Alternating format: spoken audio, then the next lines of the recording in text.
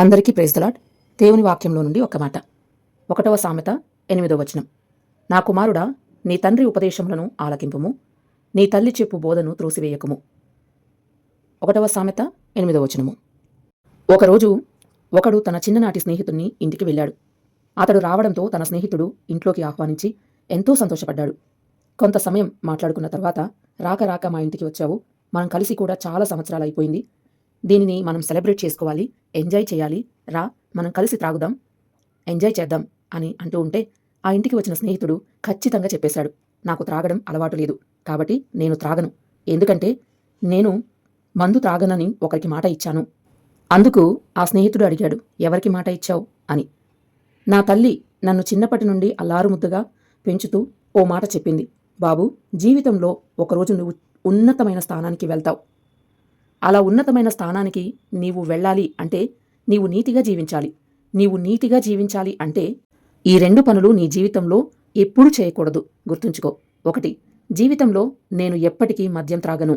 2, జీవితంలో నేను ఎప్పటికీ మగువను ముట్టను అని మాట ఇవ్వు నాయనా అని అంటే, నా తల్లి నేను 8 సంవత్సరాల వయస్సులో ఉన్నప్పుడు నాతో మాట్లాడింది, నేను ఆమెకు మాట ఇచ్చాను అన్నాడు ఆ స్నేహితుడు. ఆనాటి నుండి నేను చనిపోయేంత వరకు ఆ మాటను నేను ఖచ్చితంగా నిలబెట్టుకుంటాను అని చెప్పాను. అది విన్న తన స్నేహితుడు తలదించుకున్నాడు. తలదించుకున్న స్నేహితుడు కళ్ళలోంచి కన్నీళ్లు వస్తున్నాయి. నీవు ఎందుకు ఏడుస్తున్నావు అని అడిగాడు స్నేహితుడు. ఏమీ లేదురా, నీవు కలిగి ఉన్న తల్లి లాంటి తల్లి నాకు ఉంటే ఎంత బాగుండేది. నేను ఇలా త్రాగుబోతుగా తిరుగుబోతుగా అయ్యేవాణ్ణి కాదు అని చెప్పాడు. నా తల్లి నీ తల్లిలాగా విలువలతో ఆత్మీయతతో నన్ను పెంచలేదు.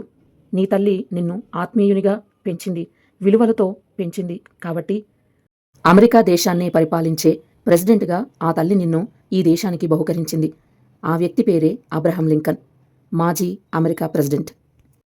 ఈ మాటలు వింటున్న సహోదరి సహోదరులారా, ఈరోజు మీ బిడ్డలను ఎలా పెంచుతున్నారు?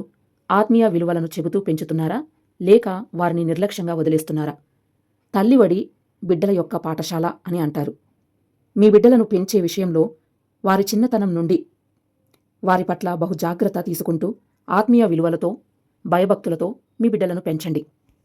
మీ బిడ్డలు జీవితంలో పైకి రావాలన్నా, జీవితంలో వర్ధిల్లాలన్నా క్రమముగా దేవుని సన్నిధికి తీసుకొని రావాలి.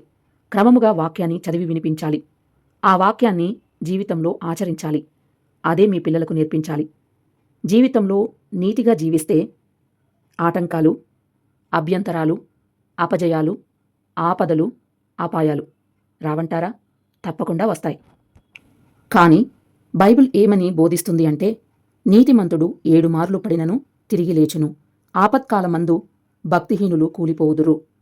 24వ సామెత 16వ వచనం. ఆమేన్. Praise the lord.